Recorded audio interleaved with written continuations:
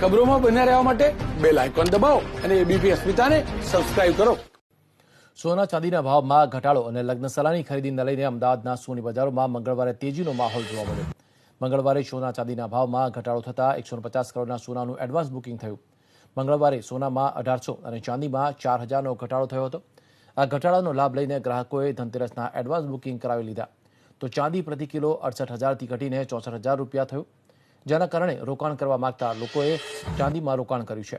પુષ્ય નક્ષત્રના દિવસે શહેરમાં 125 કરોડના સોના ચાંદીના વેચાણ થયું હતું, જ્યારે મંગળવારે સોના ચાંદીના ભાવમાં ઘટાડો થતાં 150 કરોડનું ધનતેરસનું એડવાન્સ બુકિંગ શહેરીજનોએ કરાવ્યું.